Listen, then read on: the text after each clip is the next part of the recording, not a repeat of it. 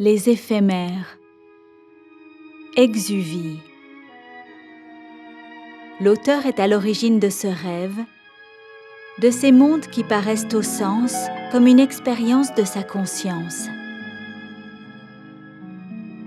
Ouvrant les yeux sur la nuit noire, surviennent des lumières d'abord immobiles. Puis une à une, innombrables, se mettent en mouvement. Comme une danse, j'ordonne le vide. En chorégraphe, je m'éloigne, et ce faisant, je suis de plus en plus grand, de plus en plus vaste. Je virevolte, je tournoie, je ressens, jusqu'à me voir. Un enfant parmi d'autres dans le dédale de ruelles bardées de maisons curieuses et familières. Ce monde est le mien. Cette place est la mienne. Heureux destin, car je sais pire condition. Nos amis, nos parents, sommes privilégiés. Nous nous aimons comme la vie nous aime, le meilleur des mondes, nous le savons. Mais ce dernier est menacé, ils ont prévenu du danger. Alors nous œuvrons, mettons notre talent, toute notre énergie à le faire savoir. Faire connaître à cet observateur son rôle. Avec précaution, nous veillons à son bien-être. Lui offrons la plus belle image qu'il puisse être. Nous concevons les plus beaux chants, les plus beaux vêtements que des dieux puissent imaginer. Nulle chose ne lui est cachée, et les sages nous aident à l'apaiser de ses colères. Les kéroubes, redoublons d'efforts pour arranger celui qui menace. Nos desseins sont faits d'autant de force que ce songe qui l'habite, d'autant du doux feu de cette plénitude qu'il a oublié. Nous sommes présents et il ne l'ignore pas. Pourtant il grogne, gémit, claque des dents et mutile ce cœur qu'il abrite. On dit qu'il a vécu parmi nous, mais plus personne ne sait ni quand, ni comment il s'est trouvé ainsi errant. Les sages le pleurent parfois, secrètement. Ils sont les seuls aussi à l'avoir connu.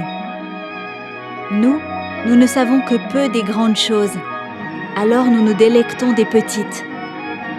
Courir pieds nus, sauter du haut de ces choses, lever les yeux sur le ciel, les nuages, le soleil, la lune et les étoiles. Vues de leur surface, les petites choses vivent plus proches de nous et paraissent bien plus qu'elles ne sont.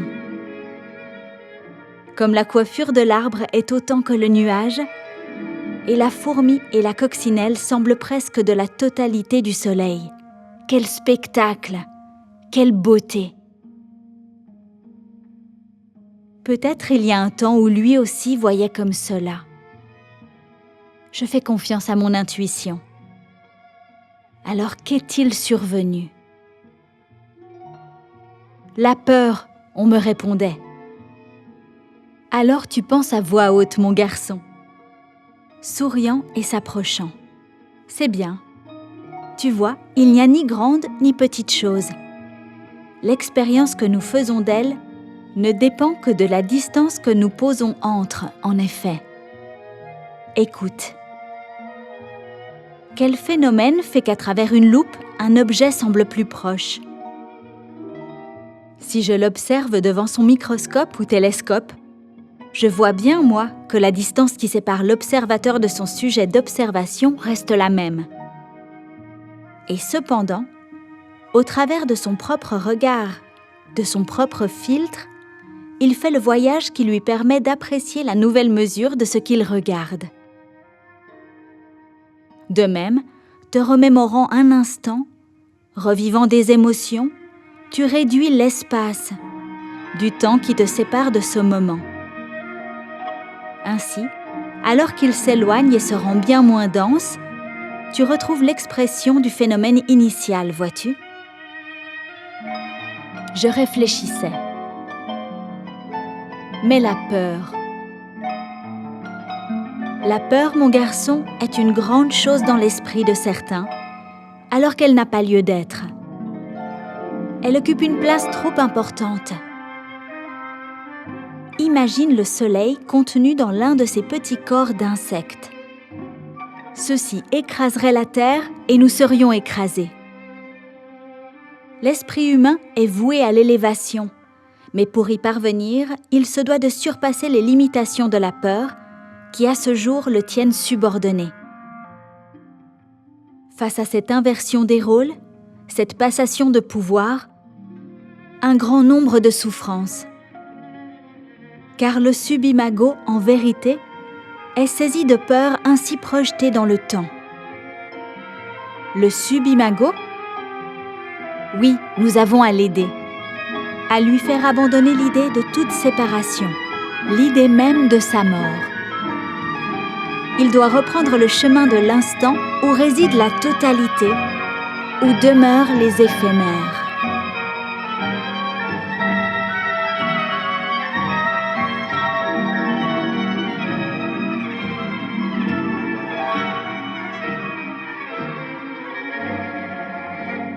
Subimago. Pensez les astres du ciel non comme des buts à atteindre, mais comme des temps à venir. Souviens-toi d'une origine, sans contrainte ni aucune mesure, spontanée et sacrée. L'énergie primordiale de tous les possibles. Celui qui, de ce fait, s'éloigne, se disperse, se disloque, s'isole, se dément le divin. Comprendre cela enlève de la douleur, le comprends-tu? Mais l'esprit est confus, perdu dans le cloître réduit d'une exuvie, quand son essence repose au plus profond du cœur. En vérité, son regard fixe une dimension dont il ne parvient à s'extirper, bien qu'elle le fasse souffrir. Il se séduit de par ce qu'il saisit, bien qu'il ne fasse qu'observer cette expérience. Mais faisons de notre mieux, et il découvrira le projet qu'il a fait lui-même. Dépendant de petites, de grandes, et en vérité de tant de choses. Au début, j'ai pleuré sans savoir, puis j'ai eu faim. Puis j'ai grandi avec appétit contre interdit, contre abondance. J'ai pleuré. On m'a dit récompense contre montagne d'efforts. Mais ni monde d'or, ni merveille, alors j'ai pleuré. De déception, je me suis mise en colère, et on m'a puni. Alors je grogne, je gémis, je claque des dents, et mutile ce cœur que j'abrite à la manière d'un adolescent. Comme vous, je pleure, masqué des frasques du sort. Mais je me lasse de cet asservissement, de mon obéissance. Je suis lassée de mes maîtres. Imago. L'esprit calme au repos est rempli d'une profondeur, d'un espace sans nombre. Je contemplais la nature, la végétation, ce règne paisible et foisonnant. Je considérais les plantes, j'aimais les fleurs, mais j'admirais par-dessus tout cet arbre.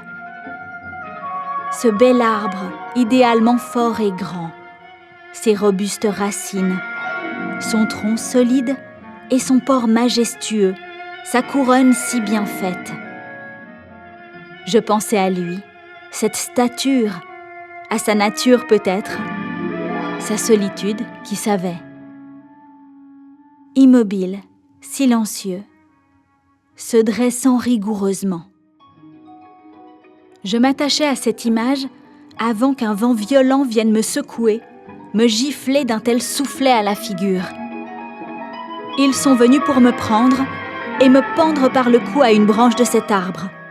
Mais elle a cédé sous mon poids, comme une nuque brisée. Et je me réveillais si effrayée, et je me réveillais encore et encore. Que suis-je? Où suis-je? Et pour quel autre endroit me mènent donc-elles ces voix?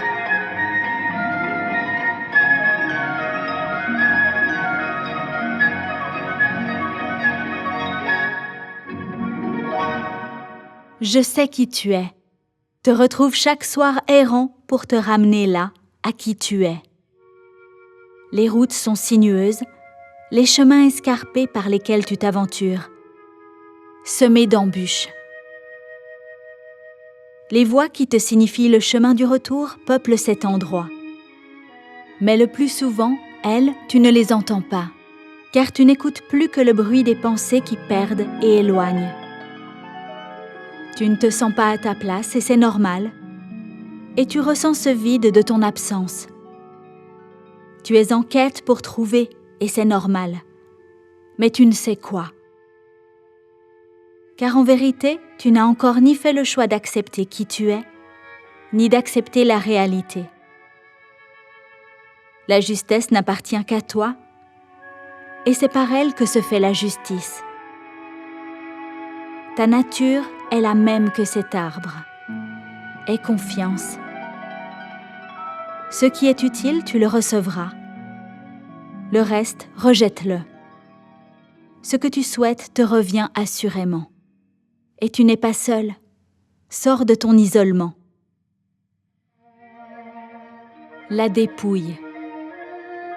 Tels des milliers de flocons de vie s'achevant, et dans leur chute n'opposant aucune résistance, ils s'abandonnent à l'instant.